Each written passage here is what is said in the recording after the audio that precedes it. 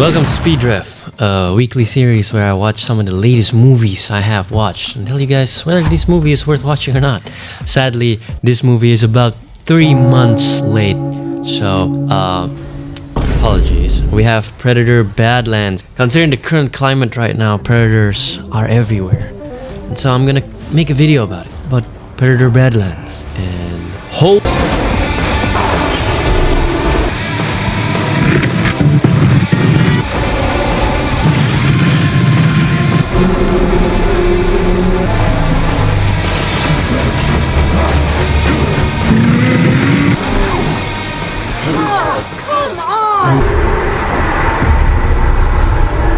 Holy fucking shit.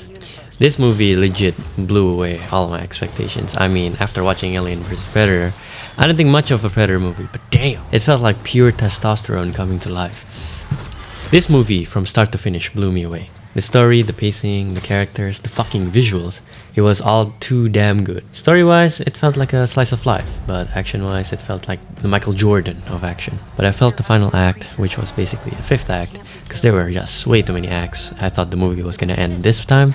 Didn't end, so I guess it was just act after act after act. Was a bit too rushed, but fair enough. The runtime was already almost 2 hours, so if you came to distract yourself from reality, I mean the current climate right now, you can watch this movie. I know it's not in theaters anymore, but at the time, I was distracted by my real life endeavors.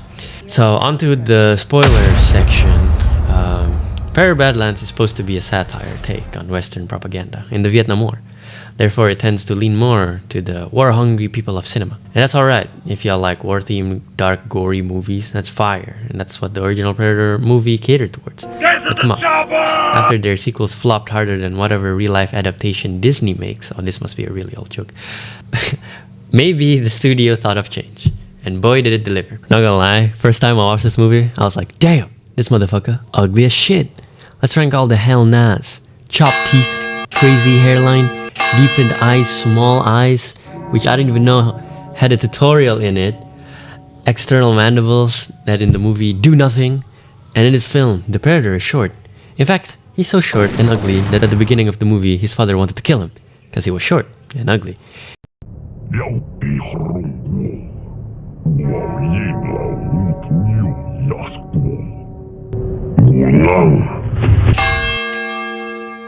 The father looks at his son like he is some kind of useless creature, like a sunfish, just blobs in the ocean that you can't even eat. But unlike the sunfish, his son is just short. That boy is just short. Like, come on, there are more redeeming qualities of him other than his height. And you know what? I'm gonna give the dub to his dad. Sure, yeah, maybe you can defend his dad's action about in the Yautja culture, only the strong survive, very gung-ho. So how would a posh guy like me, like you, like me, ever know what it's like? But I'm online, so I should just take the headline of the debate instead of highlighting anything other than him being short, strengthen my argument about his dad hating on short people. I do not sympathize with ugly creatures. Thank you, Oliver Trecht. And he gives it half a star. Very much short and ugly. And finally, short kings can be badass too. Give me 30 more movies, please. Man, Letterboxd, man. I love Letterboxd. I'm so glad I downloaded it. I know it's supposed to be a white girl thing, but man, these comments are hilarious. Anyway, this dad is a piece of shit, like the average wife beater, or in this case, the husband beater. He kills the son because of tradition, and I'm actually gonna make more Predator jokes, cause fuck it. One is an apex predator, and after that, he goes to no way, exploding spikes. The plants that intoxicate you and make you asleep, so basically a 9-to-5 job. Truly a nightmare. I don't ever want to dream on going to baddie land anymore. Then a dragon that flies above our short king, which is the flying predator that eats paralyzed prey. So Jeffrey Epstein starts throwing rocks and uses his brain to manipulate the plants around him, then eats them. What a fucking ingenious predator. All that flying and claws, and he utilizes this rock tactic. Clearly, he was a cunning predator. So Jeffrey Epstein. But on a real note, these creatures are so fucking cool, alright? No, we then meet a synth played by Ella Fanning, which is cut in half, so just Ella, without the Fanning. And these two will be the ones to find and search the Kalisk, the most feared predator in the entire galaxy. Yeah, I know, a few real-life people that would want that title. Now, from this arc, all the way to the final fight, god damn, it was just non-stop action, just straight budget. There was this rhino that was like shy and eats grass, or shall I say grass. And he turns out to be food for the Kalisk. And then this little blue-green goblin came out of nowhere and started to hunt it. This little blue creature will become the most lovable and personally my favorite character in this movie. I would be a predator too if... Never mind. I have no idea where I was going with that joke. I mean like the one hunting with him, not like the predator y'all think it is. Anyway, enough predator jokes. Yes, please. This entire script is just predator jokes. Did I make this video to make like 8 predator jokes? Maybe. Now, I'm not a recap channel. I'm just a commentary one, so of course, time to go to the nitpicks. At the beginning of the movie, we found out that the synth was similar to the synth in Prometheus. The one that was played by that guy. And he's smart as shit. So I thought the synths like Ella here was going to be smart and fear synths, which they were for the most part. But then, at like almost the end of the movie, when they were trying to save the Kalisk, I guess they became dumber or something.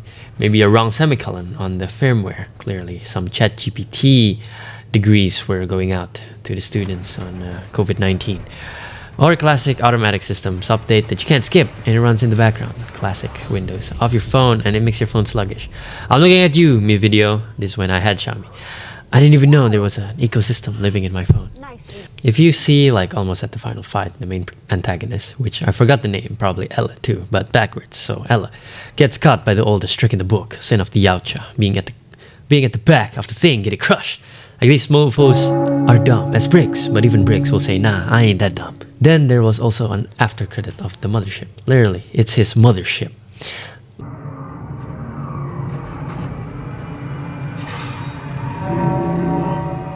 And finally, after all these years, we finally see a female predator, in which almost all the fans of this franchise, who, when I was doing research, really love female Yautjas finally being on the big screen. I wonder why. Well, canonly, it's because they are like twice as big as normal Yautja, smarter, better, and is actually better, higher in the hierarchy than the Yautja we see right now. So honestly, me being a Predators fan, I'm a Yautja fan.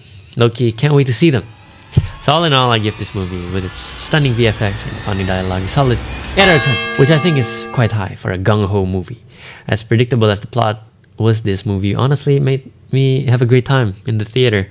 As predictable as the plot was in this movie, honestly made me have a great time in the theater. And low-key made me forget about the incoming market crash, rising unemployment, financial instability, rising taxes, and geopolitical instability. And as all Yautja say, stay strong, guys.